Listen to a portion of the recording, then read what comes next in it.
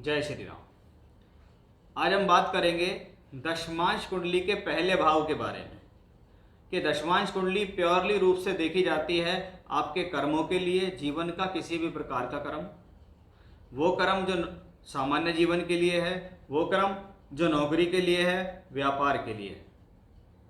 और यहीं से आपके जीवन की कर्म या उसकी प्रकृति भी पता चल जाती है।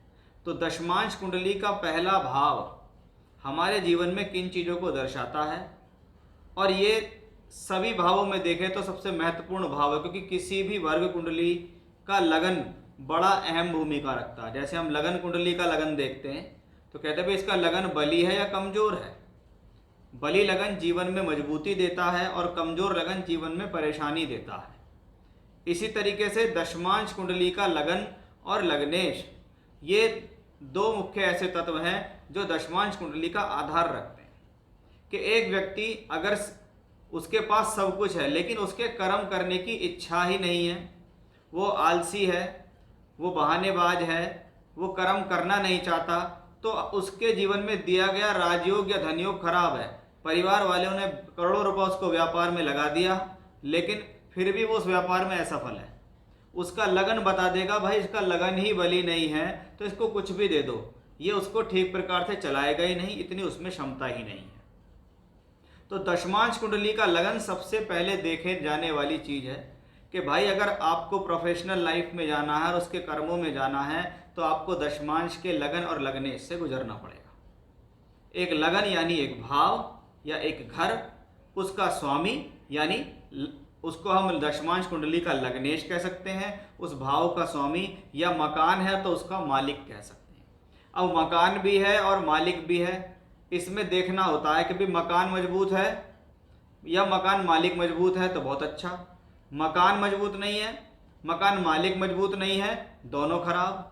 मकान मजबूत है, मकान मालिक मजबूत नहीं है तो औसत हो गया कि एक अच्छा एक खराब। तो इसलिए हमें उसको पूर्ण रूप से रिजल्ट चाहिए तो हमें दोनों बली चाहिए। जिसके दोनों ही कमज़ोर हैं ऐसे व्यक्ति जीवन में बहुत ज़्यादा क्राइसिस में रहते हैं, प्रॉब्लम्स में रहते हैं। जैसे किसी भी वर्ग कुंडली का लगन उसकी इच्छा और इच्छा पूर्ति को दर्शाता है। इच्छा यानी लगन, इच्छा पूर्ति यानी लगन का स्वामी। शास्त्र के अनुसार एक बली लगन या लग्नेश जीवन में एक अहम और ठोस भूमिका रख देता है, जो ये बताता है कि भाई ये व्यक्ति जीवन में कर्म करने की इच्छा रखता है, इसकी इच्छा पूर्ति होगी और ये जीवन में अपने खुद के बल पर कर्म करने को तैयार है। जैसे अगर लगन का स्वामी लगन में बैठा है, चाहे वो कोई भी लगन हो और चाहे वो लगन का स्वामी कोई भी हो, चाहे वो नेचुरल शुभ ग्रह हो या नेचुरल अशुभ ग्रह हो, अगर वो लग्नेश होके लगन में बैठता है तो हम क्या कहेंगे, लगन बली है। इसमें भी शुभ ग्रह अगर लग्नेश होके लगन में बैठे तो रिजल्ट इजी तरीके से मिलते हैं, और अशुभ ग्रह लग्नेश होके लगन में है जैसे सूर्य, शनि और मंगल, ये नेचुरल अशुभ ग्रह हैं। अगर ये लग्नेश होके लगन में है तो काम तो होगा लेकिन उस काम को करने में इजी गोइंग स्थिति ना होकर संघर्ष होगा, क्योंकि वो स्वभाव से मैलेफिक्स है, काम वो भी कराएंगे और काम वो भी। इसके विपरीत सूर्य का लगन है, चंद्रमा का है, शुक्र का है, बुध का है या गुरु का है और लग्नेश लगन में बैठा हुआ है, तो हम क्या कहेंगे, वो लगन भी बली है और वो इजी तरीके से काम भी कराएगा कि भाई मेरी लाइफ में कोई इतना डिस्टर्बेंस नहीं है, मेरे सब काम आसानी से होते हैं। अशुभ लग्नेश लगन में बैठता है तो क्या कहेंगे, काम भी होते हैं लेकिन वो थोड़े से परेशानी के साथ होते हैं। अब लग्नेश लगन को देख ले तो भी ये लगन को बली ही बनाता है। नियम यहाँ भी वही है कि वो देखने वाला ग्रह शुभ है या अशुभ है। शुभ है तो इजी हो गया, अशुभ है तो थोड़ा प्रॉब्लम के साथ हो गया, काम दोनों में ही होंगे। यानी लगन बली है और लग्नेश भी बली है, तो ऐसी स्थिति में क्या करेंगे, इच्छा भी है, इच्छा पूर्ति भी होगी और व्यक्ति चाहता है मैं अपने जीवन पे कुछ बड़ा और अच्छा करूं। अब नॉर्मली तौर पे लगन वीक हो, फॉर एग्जाम्पल लगन का पाप कर्तृ योग में होना, यानी दूसरे घर और 12वें घर में ग्रहों का, पाप ग्रहों का होना लगन को पाप कर्तृ योग में कर देता है, तो ये लगन कमजोर हो गया।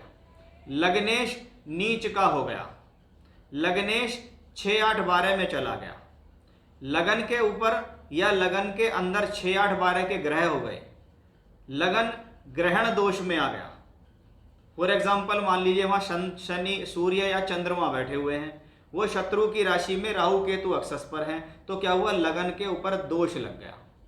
ऐसा लगन और लग्नेश कमजोर लगन लग्नेश कहलाता है। यानी ऐसा व्यक्ति जीवन पर्यंत मेहनत करने के लिए पैदा होता है, बहुत अधिक प्रयासों के बाद सफलता नहीं मिलती। शास्त्र के अनुसार ये पहला नियम व्यापार और नौकरी में लगता है कि जिनके लगन बली हैं दशमांश के, ऐसे लोगों के अंदर कह सकते हैं व्यापार करने की क्षमता है और ये कर लेते हैं। ये पहला नियम है। और भी बहुत सारे नियम है जिससे हम व्यापार को देखते हैं। लेकिन अगर आपका लगन और लग्नेश बली नहीं है तो ऐसे लोगों को व्यापार नहीं करना चाहिए, नौकरी ही करनी चाहिए, क्योंकि जितनी बार भी ऐसे लोग व्यापार करेंगे उतनी बार वो फेलियर होते चले जाएंगे। शास्त्र के अनुसार अगर आपके लगन के अंदर कोई नीच का ग्रह बैठा है तो ये आपको अहंकार विहीन करता है, लेकिन जीवन में संघर्ष बढ़ाता है, असफलता भी मिलती है और सफलता के जो पायदान है वो इतने बेहतर नहीं होते। इसके विपरीत अगर लगन में कोई ग्रह उच्च का होकर बैठ जाए, कोई भी ग्रह उच्च का होकर बैठ जाए, तो ये अहंकार तो देता है लेकिन सफलता भी अच्छी देता है, सफलता की स्थिति भी अच्छी देता है। जितना ज़्यादा लगन बली है उतना ज़्यादा आपके कार्य क्षेत्र में सफलताएं के चांसेस बढ़ जाते हैं, आपको अच्छा यश मान सम्मान मिलता है, कीर्ति मिलती है, प्रसिद्धि मिलती है। आप जीवन में जो कर्म करते हैं वो यादगार कर्म हो जाते हैं कि भाई इन्होंने ये काम किया तो बहुत सदियों से जाना जा रहा है। तो वो बली लगन ही उस चीज को दिखाएगा, बली लग्नेश ही उस चीज को दिखाएगा। इसके विपरीत लगन लग्नेश वीक है, लगन के ऊपर वीकनेस आ रही है काफी, तो हम क्या कहेंगे, ऐसे व्यक्ति के कर्म भी कोई अच्छे नहीं होते। बहुत बार ये जो कर्म करते हैं इसका क्रेडिट किसी और को जाता है, आप सिर्फ एक मजदूर की तरह काम करते रहते हैं। आप कोशिश करते हैं कि मुझे बहुत सफलता मिल जाए लेकिन सफलता नहीं मिलती। बहुत बार ऐसे लोग गलत ट्रैक पे चले जाते हैं। जैसे किसी को राजनीति का भूत सवार हो गया, अब वो पूरे जीवन को राजनीति में लगाने के लिए तैयार है, लेकिन उसको अंततः सिर्फ इस्तेमाल किया जा रहा है, उसका समय खराब हो रहा है, उसके पैसे खराब हो रहे, लेकिन राजनीति में कोई पद नहीं, कोई सम्मान नहीं, बस अपने आप को नेताजी कहलाते हैं, बाकी कुछ उनके जीवन में होता नहीं है। तो ये चीज़ें भी हमें उसमें देखनी पड़ती हैं कि आप अपने जीवन में बहुत अधिक प्रयास करने के बाद भी सफल नहीं होंगे, या प्रयास करने के बाद सफल होंगे, या थोड़े प्रयास से अधिक सफलता मिलेगी। ये आपके लगन उस पर बली हो पता लगता है। स्वतंत्र रूप से कार्य करना, किसी के अंडर में कार्य ना करना, या जिस भी कार्य क्षेत्र में आप कर रहे हैं वहां आपको उच्च सम्मान मिल रहा है, उच्च पद मिल रही है, आप क्लास 1 ऑफिसर हैं, आपको मंत्री पद मिल रहा है, तो आपका लगन बली होता है। इसके विपरीत अगर ये सब चीजें नहीं है और कमजोर है तो आप नौकरी के क्षेत्र में ही रहेंगे। लगन दशमांश कुंडली के 10वें घर से चौथा है, यानी मुझे 10वें से चौथा यानी 10वें का सुख, मुझे कर्म करने का सुख भी तभी मिलेगा जब मेरा लगन लग्नेश बली होगा। अदरवाइज कर्म तो हर व्यक्ति कर रहा, लेकिन उसका सुख प्राप्त कब होगा, जब आपका लगन लग्नेश बली होगा।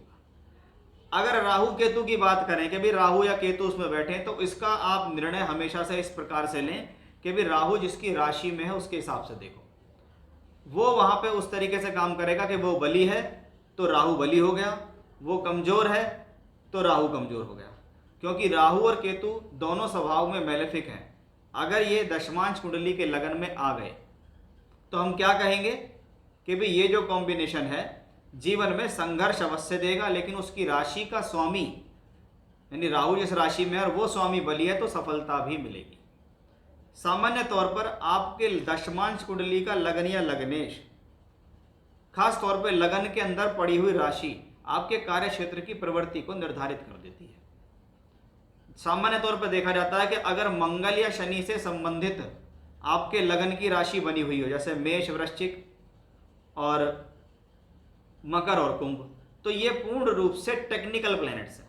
ये आपको टेक्निकल एजुकेशन भी कराएंगे, टेक्निकल कार्य क्षेत्र कराएंगे, भूमि, जमीन, जायदाद, property, machinery, tools, engineering works, ठेकेदारी, सेना, मिलिट्री, पुलिस, इंजीनियरिंग वर्क्स, ऐसे क्षेत्रों से जुड़कर काम कराने में सक्षम है। जैसे बुध ग्रह का अगर यहाँ से संबंध है तो अधिकतर जो जीवन में व्यापारी लोग देखे गए हैं, मैंने अधिकतर देखा है, अगर बुध का लगन है तो क्या कहेंगे भी मिथुन और कन्या, इनका लगन अगर वहां आता है तो बुध को वाणिज्य, अकाउंटेंसी, व्यापारी, किसी भी क्षेत्र का व्यापार अगर वो बली है तो ऐसे क्षेत्रों में व्यक्ति जाता है। शुक्र का लगन है तो शुक्र का प्रभाव है, तो क्या कहेंगे? सुंदरता, सुख साधन, luxury, fashion, modelling, creativity, singing, dancing, सुंदरता से संबंधित काम, ज्वेलरी से संबंधित कार्य ऐसे लोग सामान्य रूप में कर लेते हैं। चंद्रमा यहाँ होता है तो चंद्रमा तो ऑलरेडी एक कलात्मक ग्रह है, आर्टिस्टिक प्लेनेट है। सूर्य यहाँ होता है तो वो राज्य सरकार का कारक है। तो ये प्रभाव भी ऐसे लोगों की प्रवृत्ति और काम की प्रकृति और प्रवृत्ति में आपको दिख जाएगा। अब आपके घर में किसी की भी दशमांश कुंडली किसी भी लगन की हो, आप ये देखो उस लगन का स्वामी कौन है, और फिर ये देखो कि इसके जीवन में ये काम क्या करता है, क्या उससे जुड़ा हुआ आपका काम है। तो कुछ चीजें हमें यहां से भी पता लग जाती हैं।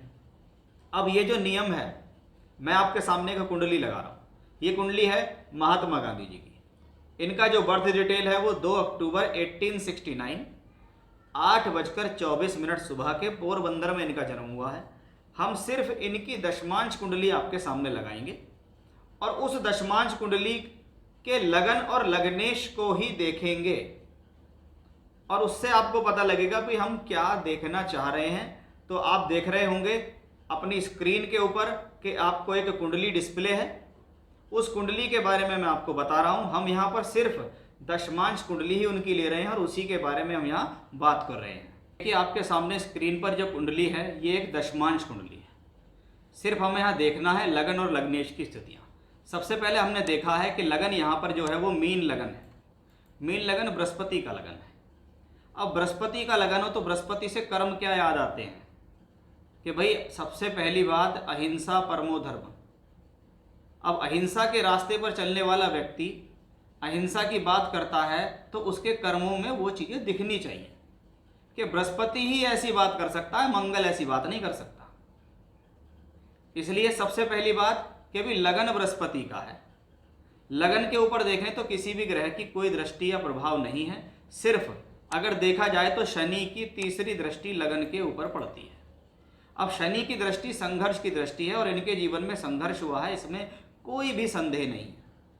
ऐसे व्यक्ति ने बहुत ज़्यादा हार्ड वर्क किया है। आप सभी लोग इनके बारे में अच्छी तरीके से परिचित हैं, लेकिन हम सिर्फ दशमांश कुंडली से उसको देखने की यहाँ कोशिश कर रहे हैं कि हमने देखा है कि यहाँ पर लग्नेश लगन जो है वो बृहस्पति का है, उस पर लाभ के स्वामी शनि की दृष्टि पड़ रही है।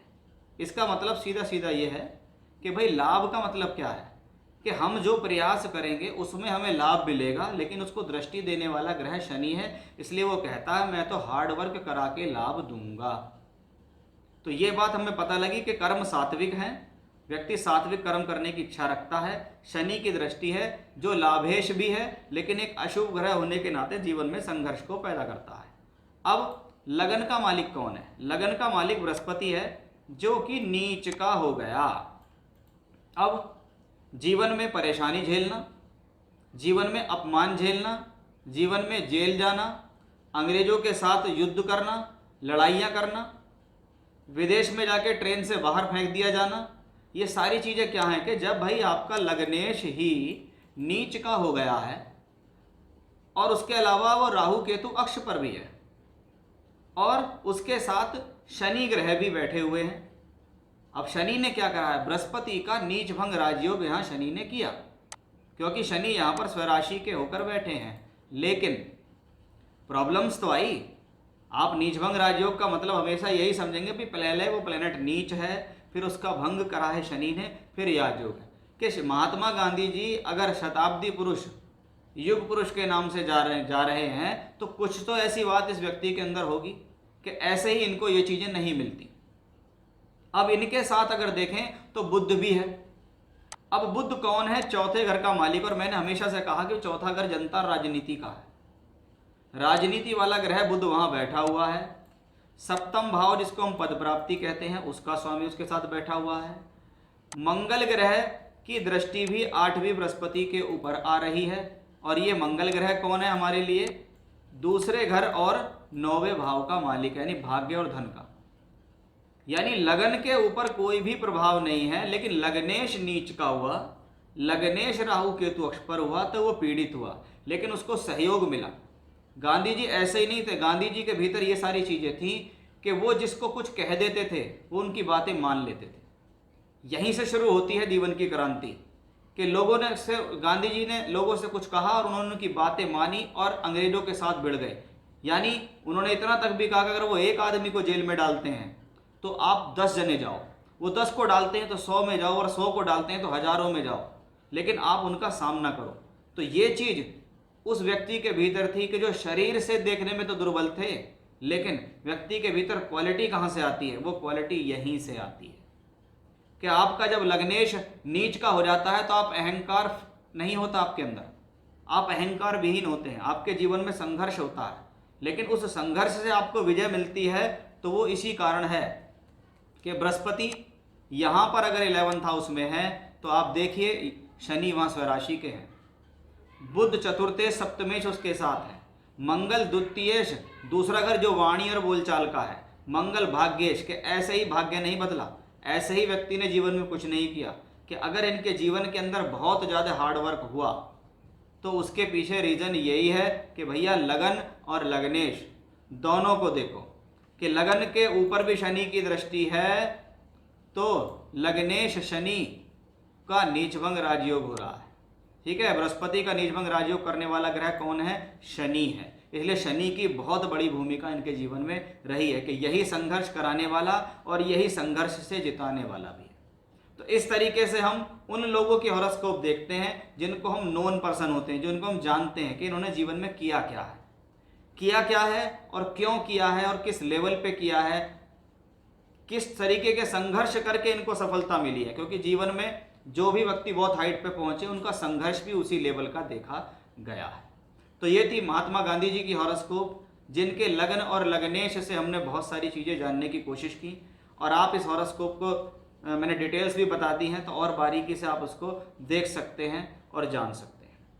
तो ये था हमारा आज का विषय कि दशमांश कुंडली का लग्न और लग्नेश को किस तरीके से हम देख सकते हैं और उसका आपके जीवन में क्या क्या फायदे हैं, क्या नुकसान है, और उसको हम किस तरीके से देख सकते हैं। जय श्री राम।